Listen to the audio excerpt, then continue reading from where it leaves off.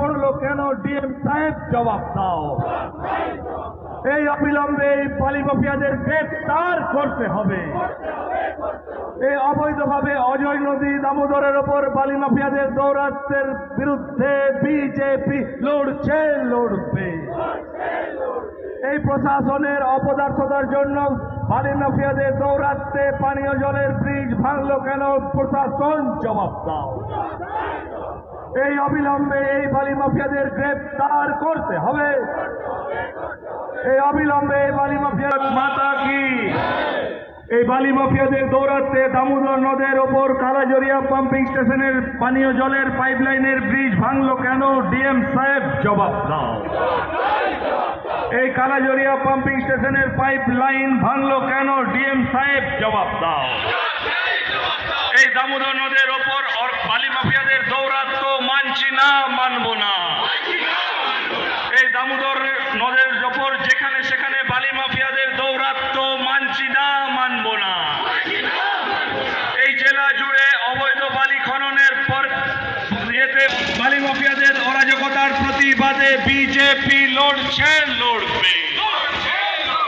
এই দামোদর নদের ওপর কালাজরিয়া পাম্পিং স্টেশনের ব্রিজটির মেরামতির গাফিলতির ফলে ব্রিজ ভাঙলো কেন? ডিএম সাহেব জবাব দাও। এই অবিলম্বে পিএইচির দোষী অফিসারদের গ্রেফতার করতে হবে। এই অবিলম্বে পিএইচির দোষী অফিসারদের গ্রেফতার করতে। ভারত মাতা কি, ভারত মাতা কি। এই অবৈধ বালি খননের ফলে দামোদর নদের গ্রেফতার করতে হবে। বিজেপি লড়বে। এই বিজেপি লড়বে। ভারত মাতা কি, ভারত মাতা কি। তোমরা পিছনে এসো।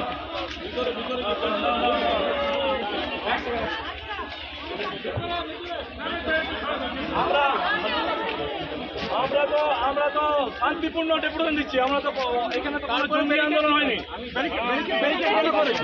আপনারা কেন এসব করছেন? ব্যারিকেড খুলতে হবে। আমরা কোথাও বলেছি ব্যারিকেড খুলতে হবে। ব্যারিকেড খুলতে হবে। আপনারা কোথাও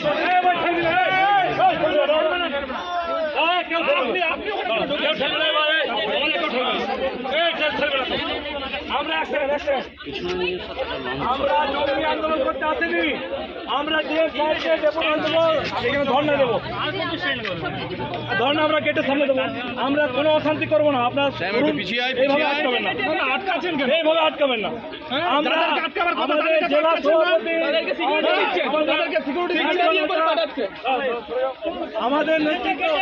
আমাদের নেতৃত্ব বলেছে ভদ্রভাবে আমরা ডেপুটি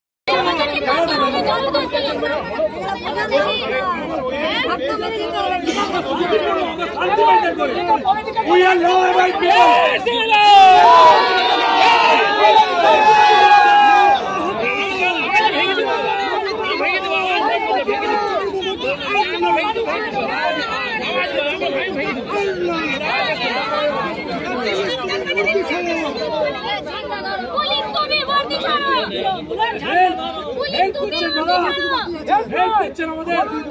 মানুষগুলোকে করুন,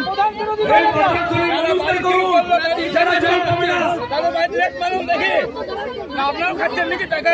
যদি আমরা কোনো অশান্তি করি আমাদের গ্রেফতার করুন। যদি অশান্তি করি অ্যারেস্ট করুন। সামনে বসতে দিন।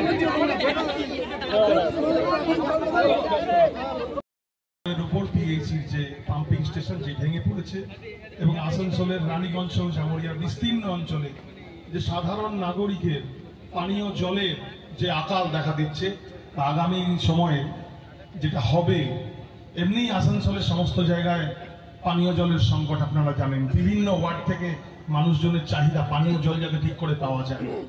আপনারা জানেন সেন্ট্রাল গভর্নমেন্টের স্কিম আছেন জল জীবন মিশন, যেখানে মাননীয় মোদীজি প্রত্যেকটি বাড়িতে পরিশ্রুত পানীয় জলের জন্য যে প্রজেক্ট যে টাকা দিয়েছে, সেই টাকায় জল জীবন মিশনের কাজ চলছে সারা পশ্চিমবঙ্গে।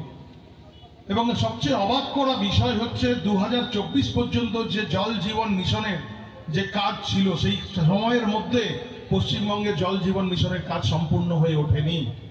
এর কারণ কি জানেন? এর 60% যে টাকা কেন্দ্রীয় সরকার আর 40% যে টাকা রাজ্য সরকারের দেওয়ার কথা ছিল, 60% কেন্দ্রীয় সরকারের টাকা দিয়ে সমস্ত পেমেন্ট হয়ে গেছে, 40% কিন্তু আর সেই রাজ্য সরকার দেয়নি। তার জন্য আমাদের 24-এও কিন্তু এই প্রজেক্ট শেষ হয়নি এবং এক্সটেনশন হয়েছে 24 থেকে 28 পর্যন্ত।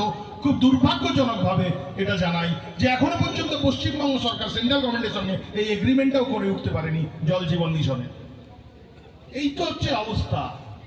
চতুর্দিকে কাটমানির রাজত্ব, বারবার বালি চলছে, একের পর এক বালি চলছে, বালির গাড়ি প্রত্যেকটা জায়গায়। বন্ধ ছিল মাঝখানে, আবার শুরু হয়েছে। এখন তো বর্ষার সময় নাকি বালি বন্ধ ওঠানো। তাহলে কিভাবে চালাচ্ছে এরা বালি? এরকম চতুর্দিকে এরকম কেন চলছে? বিভিন্ন জায়গায় সব নাম করা লোকজন সব এটার সঙ্গে ইনভলভ হয়ে গেছে। এর পেছনে নামও দেখুন, একটু চেক করে দেখবেন, প্রত্যেকটা তৃণমূল কংগ্রেসের লিডার কোনো না কোনো ঘাটের সঙ্গে জড়িত রয়েছে। প্রত্যেকটা তৃণমূল কংগ্রেসের ছোট বড় মেজদের তাদের পেট ভরছে এই টাকাতে। কেন এইরকম? প্রশাসন নির্বিকার, প্রশাসন চুপচাপ, প্রশাসনের কাছেও যাচ্ছে এই টাকার ভাগ। এই যে এখানে সব বীর পুঙ্গব সব দাঁড়িয়ে রয়েছে, বিভিন্ন সব এখন আমাদেরকে গণতান্ত্রিক আন্দোলন করতে, সাধারণ মানুষের আন্দোলন করতে রাস্তার উপর দাঁড়িয়ে আপনারা আটকাচ্ছেন। আর যখন অনুব্রত মণ্ডল আপনার মা বউ নিয়ে গালাগালি করছিল, কি করেছে? জবাব দিন। আয়নার সামনে তো দাঁড়ান, দিনের শেষে যখন বাড়িতে যান বাড়ির বউরের সামনে তো দাঁড়াতে হয়, মায়ের সামনে তো দাঁড়াতে হয়, আয়নার সামনে তো দাঁড়াতে হয়। যে তৃণমূলের নেতা পুলিশ প্রশাসনের সঙ্গে এইরকম ব্যবহার করতে পারে, পুলিশ প্রশাসনের মা বোনের সম্পর্কে এইরকম উক্তি করতে পারে, সাধারণ মানুষের সম্পর্কে, সাধারণ মা বোনেদের সম্পর্কে কি রকম তাদের চিন্তাধারাটা খুব সহজেই আমরা অনুমান করতে পারি। এই হচ্ছে তৃণমূল কংগ্রেসের চরিত্র। और आज जब पीने का पानी का ब्रिज गिर रहा है, तब ये पुलिस प्रशासन आंख में चश्मा पहन के आसनसोल में घूम रहा है। भारतीय जनता पार्टी इसके विरुद्ध में आंदोलन कर रहा है और करेगा।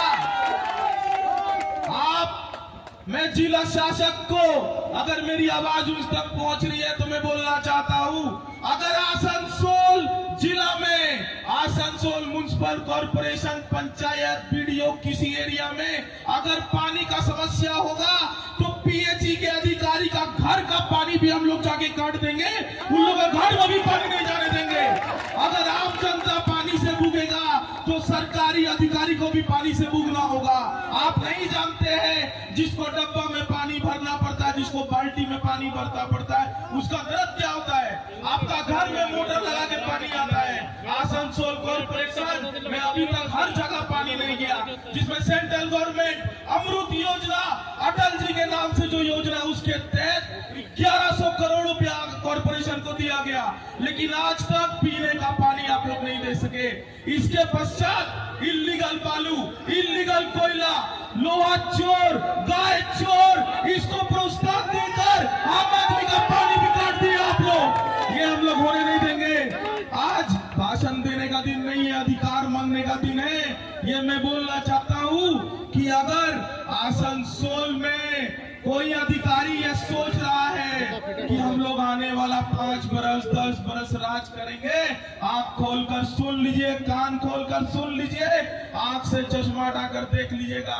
6 महीना में भारतीय जनता पार्टी का सरकार गेट तोड़ के घुसेगा और ये जो भ्रष्ट अधिकारी है, ये लोग को कुर्सी से उठा के फेंकने का काम हम लोग करेंगे। और आज जिला अध्यक्ष के नेतृत्व में ये विशाल जो लोग आए हैं, ये एक ट्रेलर है। अगर जिला अध्यक्ष 6 घंटा का नोटिस में भारतीय जनता पार्टी के 500-700 कार्यकर्ता को बुला सकते हैं, तो 2 दिन के नोटिस में हम लोग आसनसोल को स्तब्ध कर देंगे, एक दुकान नहीं खुलने देंगे, रोड नहीं चलने देंगे। मैं इन्हीं वाणी के साथ अपना भाषण समाप्त करता हूँ। भारत माता की। আন্দোলন নেমেছে, আমরা ডিএম সাহেবকে জানাবো নির্দিষ্ট সময়ের মধ্যে যদি এই জলের ব্যবস্থা যদি না করা হয় তাহলে আমরা বৃহত্তর আন্দোলনে নামবো এবং বালু খননের জন্য, অবৈধ বালু খননের জন্যই এই ঘটনাটা ঘটেছে, দুর্ঘটনা ঘটেছে। সেজন্য এই অবৈধ বালি টোটালি বন্ধ করতে হবে। আগামী 2 দিনের মধ্যে যদি জলের ব্যবস্থা না হয় তাহলে এই রাস্তাতে, আসানসোলের রাস্তায় কোথাও কোনো বালুর ট্রাক আমরা চলতে দেবো না।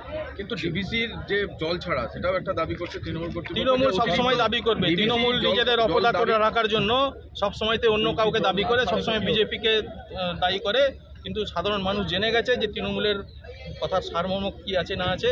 তৃণমূলের একটা অপদার্থ সরকার আমাদের রাজ্যে চলছে, সার্বিকভাবে তারা ব্যর্থ, একটা নৈরাজ্য সৃষ্টি করেছে। সাধারণ মানুষের স্বার্থে পানীয় জলের মতো ব্যবস্থা, সেটার মেনটেনেন্সের জন্য প্রত্যেক বছর বছর যে টাকা কন্ট্রাক্টরদের দিতে হয়, সেই টাকার পর্যন্ত পেমেন্ট হয় না, মেনটেনেন্সের জন্য 1 পয়সা খরচা নেই।